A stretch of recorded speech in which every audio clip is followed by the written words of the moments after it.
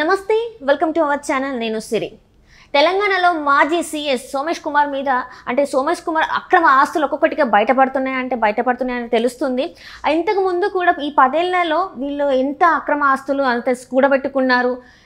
రేవంత్ రెడ్డి ప్రభుత్వం కూడా చాలాసార్లు చాలా అవినీతి అక్రమాలు జరుగుతున్నాయి, వీళ్ళందరూ కేటీఆర్ బినామీలను కూడా చెప్పడం జరిగింది. అయితే ఇంకెన్ని అక్రమాలు జరిగాయి, ఇంకెంతమంది పేర్లు బయటికి రాకపోతున్నాయి, ఈ అంశం మీద చర్చించడానికి మనతో పాటు ఉన్నారు ప్రముఖ సీనియర్ జర్నలిస్ట్ డివిఎస్ గారు. నమస్కారం సార్. నమస్తే సార్. తెలంగాణలో ఇప్పటివరకు ఏంటంటే చాలా బంగారు తెలంగాణను తీసుకొచ్చిందని చెప్పేసి మాజీ ముఖ్యమంత్రి చెప్పడం జరిగింది. కానీ ఇప్పుడు పరిస్థితులు మాత్రం చూస్తుంటే చాలా అవినీతి జరిగిందని, చాలా అక్రమ కట్టడాలు అవినీతి కట్టడాలలో చాలా అవినీతి జరిగిందని కూడా చాలా బయటకు వస్తున్నాయి. మన రేవంత్ రెడ్డి గారి ప్రభుత్వం కూడా అనేక సార్లు చెప్పడం జరిగింది. ఇప్పుడు కొత్తగా ఏంటంటే చాలా అక్రమ ఆస్తులు ఇవన్నీ కూడా బినామీ కేసీఆర్ గారి బినామీలు. ఇప్పటికీ రంగారెడ్డి జిల్లాలో 25 ఎకరాలు తన భార్య పేరు మీద బయటపడిందని చెప్పేసి తెలుస్తుంది. సో ఇవన్నీ ఎలా పరిగణించాలి, ఇంకెంతమంది బయటికి రాబోతున్నారు సార్? సోమేష్ కుమార్ భార్య పేరు పైన 25 ఎకరాలు అనేది ఇవాళ తెలంగాణలో డిబేట్.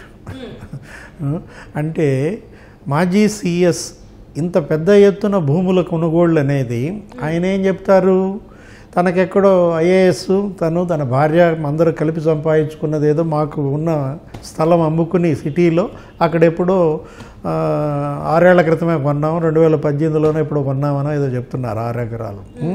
ఇప్పుడు 25 ఎకరాలు ఇవాళ బయటపడింది, ధరణిలో బయటకు వచ్చింది. అదే మరి స్టాంప్స్ అండ్ రిజిస్ట్రేషన్ ఏమీ లేదు, ఏవో బైలామా పేర్ల మీద ఏదో కొన్నారు అంటున్నారు. ఎంత పెద్ద ఎత్తున గత ప్రభుత్వ హయాంలో అధికారులు అవినీతికి పాల్పడ్డారు అనేది వాళ్ళ చర్చ. మొన్న కూడా ఆ రెరా ఆఫీసర్ అవును సార్ శివ అని చెప్పేసి ఆయన శివ బాలకృష్ణ పట్టుబడ్డాడు. ఆయన కూడా 500-600 కోట్లు అంటున్నారు. ఆయన ఆస్తుల విలువ కూడా 17 చోట్ల ఆస్తులు దొరికాయి, ఒక 60 వాచీలు, చాలా కాస్ట్లీ వాచీలు దొరికాయని చెప్పేసి. ఇంకొకటి ఏంటంటే 600 కోట్ల పైన అక్రమ ఆస్తులు ఉన్నాయి. ఇదంతా కేటీఆర్ బినామీ అని చెప్పేసి కూడా ఆయన మీద వచ్చాయి సార్. ఇప్పుడు ఆయన అరెస్ట్ అయ్యారా సార్? ఇంత పెద్ద ఎత్తున ఆఫీసర్లు వీళ్ళ యొక్క అవినీతి సంపాదన బయటపడుతుంటే ఒకడు హరీష్ రావు బినామీ అంటారు, ఒకళ్ళు కేటీఆర్ బినామీ అంటారు, ఒకళ్ళేమో అసలు కేసీఆర్ బినామీ అంటారు. అంటే బంగారు తెలంగాణ అన్నావు నువ్వు ఇందాక. బంగారు తెలంగాణ అది ప్రజలకు బంగారు తెలంగాణ కాలేదు, ఇది కేసీఆర్ కుటుంబానికే బంగారు తెలంగాణ అయింది. లేకపోతే ఇలాంటి అధికారులు, ఈ అవినీతి అధికారుల పాలిట బంగారు తెలంగాణ. నిజంగా సార్, ఎందుకంటే మనం చూస్తే చాలా అంటారు మిషన్ భగీరథ వచ్చింది ఇట్లా, కానీ అనేక చోట్లలో గ్రామాలలో ఇప్పటికీ తాగునీటి సమస్య ఉంది. అది వీళ్ళు ఎందుకు బహిరంగంగా ఒప్పుకోవట్లేదో నాకైతే తెలియదు, కానీ చాలా చోట్ల మంచినీటి సమస్య ఉంది, చాలా అనేక రకాల సమస్యలు ఉన్నాయి. డబుల్ బెడ్రూమ్ ఇల్లులే కావచ్చు, పెన్షన్లే కావచ్చు, ధరణి పోర్టలే కావచ్చు, ఏదైనా కూడా, ఇంకా వికలాంగుల పెన్షనే కావచ్చు, చాలా చోట్ల ఏంటంటే ప్రజలు ఇబ్బంది పడుతున్నారు. కాకపోతే ఏంటంటే ఎప్పుడు కూడా వాళ్ళు ప్రజల దగ్గరికి రానివ్వకపోవడం వల్ల ఈరోజు వాళ్ళ ఏదైతే ఇప్పుడు మార్పు రావాలని కోరుకున్నారో ఇదే బేస్ పాయింట్ సార్. అంటే నేను చూసిన దాంట్లో ఏంటంటే తెలంగాణలో కేసీఆర్ ప్రభుత్వం ఎందుకు మళ్ళీ రాలేదు అంటే ఇవన్నీ కారణాలు. అంతే. ఇప్పుడు అవినీతి అనేది ఒక డెడ్ బాడీ, మృత కళేబరంతో పోలుస్తాం. ఇంట్లో శవం ఉంటే గబ్బు కొట్టదు, శవాన్ని దాచిపెట్టలేరు. ఇవాళ నీ ఇల్లు దాటి ఆ గబ్బు నీ బజారుకు వచ్చుద్ది, మీ ఊరంతా గబ్బు కొడితే తెలిసిపోద్ది వాళ్ళ ఇంట్లో ఏదో గబ్బు వస్తుంది అని తీస్తారనమాట. సేమ్ అదే గబ్బు కొట్టుద్ది ఏది అవినీతి సంపాదన కూడా. నువ్వు ఇవాళ అవినీతికి పాల్పడ్డావు, నీకు ఎవడో డబ్బులు ఇచ్చాడు, నువ్వు ఎక్కడో పొలం కొన్నావు, ఇట్లాగే బయటకు వచ్చుద్ది అనమాట. దాగదు ఏది అవినీతి అనేది దాగదనమాట. దాచాలనుకున్నా లాగా అది దహించి వేస్తుంది. ఇప్పుడు సోమేష్ కుమార్ ఎవరు, ఆయన మామూలుగా 95 ఏదో బ్యాచ్ ఐఏఎస్, తెలంగాణ ఏర్పడినప్పటి నుంచి సీఎస్గా ఉన్నారు.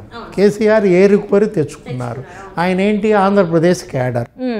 చాలాసార్లు పంపించాలి అని కూడా చెప్పారు, ఆయన కూడా పంపించలేదు అక్కడ. కోర్టు ఆదేశించింది చివరికి, ఏది హైకోర్టు ఆదేశిస్తే ఈయన ఏం చేశాడు, రిజైన్ చేశాడు. ఆంధ్రప్రదేశ్లో జాయిన్ అయ్యి అసలు పోస్ట్కే రిజైన్ చేసి మళ్ళీ ఏం చేశాడు, సోమేష్ కుమార్ అడ్వైజర్గా వచ్చాడు. క్యాబినెట్ ర్యాంక్ ఇచ్చి ఆయన స్పెషల్ అడ్వైజర్గా తీసుకున్నారు. ఏంటి మీ బంధం, ఈ బీహార్ బంధం ఏంటి అనేది రేవంత్ రెడ్డి కూడా ప్రశ్నించేది. బీహారీ అంతా కూడా ఒకటైపోయారు, దోచేశారు అని చెప్పి గగ్గోలు పెట్టేదే కదా.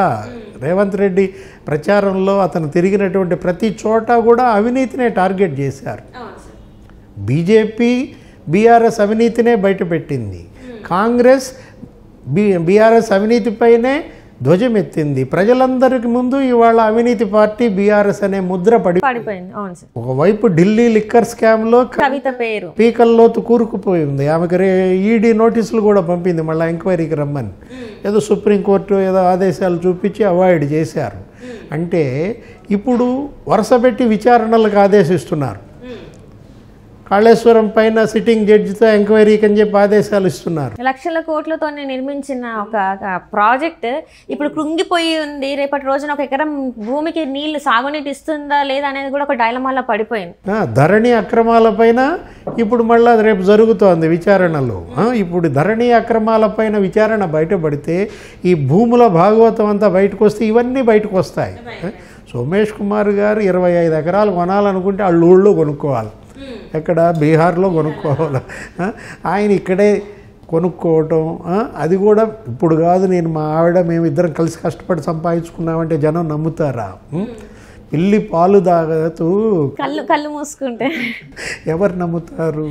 అంటే ఏ విధంగా అవినీతి పాలైంది.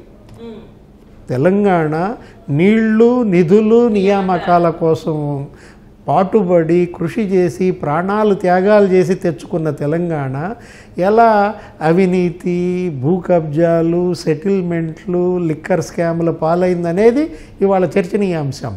నిన్న కూడా కేటీఆర్ ఏం మాట్లాడతాడు, బుడ్డర్ ఖాన్ అనో ఏదో అంటాడు. ఎవరిని? రేవంత్ రెడ్డిని. 3 అడుగులు లేడు, మమ్మల్ని 100 అడుగుల లోతు కప్పెడతావా అని అంటాడు. హైట్తో ఏం సంబంధం సార్? మళ్ళా ఇప్పుడు రేవంత్ 3 అడుగులు లేడు అని అనే పెద్ద మనిషి ఈయనెన్ని అడుగులు ఉన్నాడు? ఈయనేమన్నా ఆజాను బాహుడా? కేటీఆర్.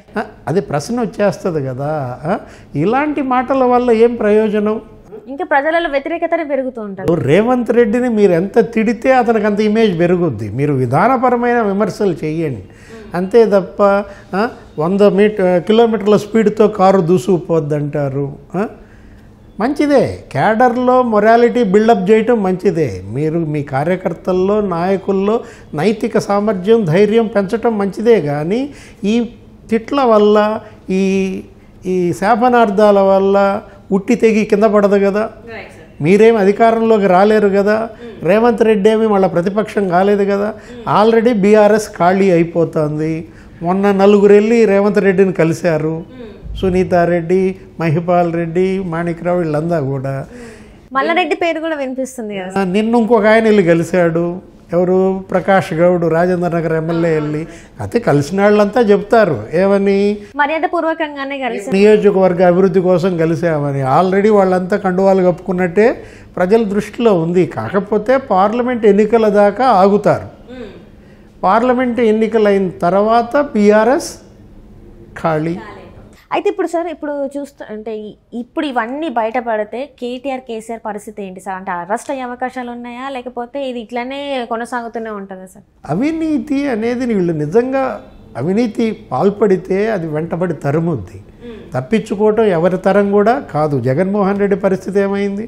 లాలూ ప్రసాద్ యాదవ్ పరిస్థితి ఏమైంది? ఒకసారి మీరు కేసుల్లో చిక్కుకున్నారంటే జీవితాంతం ఆ కేసులు మిమ్మల్ని వెంటబడి తరుముతూనే ఉంటాయి. మీరు ఏ లక్ష్యం కోసం మీరు పార్టీ పెట్టారు, ఏ లక్ష్యం కోసం మీరు తెలంగాణ నినాదం ఎత్తుకున్నారు, ఆ లక్ష్యం మీరు నెరవేర్చారా లేదా? నెరవేర్చలేదు కాబట్టి ఇవాళ మీకు ఈ ప్రతిపక్షం. ఇప్పుడైనా ఈ ప్రతిపక్ష పాత్ర సమర్థంగా పోషించి అసెంబ్లీలో అధికార పార్టీని కడిగేసి వాళ్ళ యొక్క అవినీతి కుంభకోణాలు మీరు బయట పెట్టండి. వాళ్ళు పాల్పడితే, వాళ్ళు హామీలు అమలు చేయకపోతే వాటిని నిలదీయండి, ప్రజా పోరాటాలు చేయండి, సమస్యలపైన ఉద్యమాన్ని నిర్మించండి. ఉద్యమాలతో ఊపిరి పోసుకున్న పార్టీ ఉద్యమాలు వదిలేసి అవినీతిలో మునిగి తేలడం వల్ల దుష్ఫలితమే ఇవాళ బీఆర్ఎస్ ఈ పరిస్థితి. Right sir, right. Thank you so much sir. మీరు మా స్టూడియోకి వచ్చినందుకు ధన్యవాదాలు సార్. నమస్తే.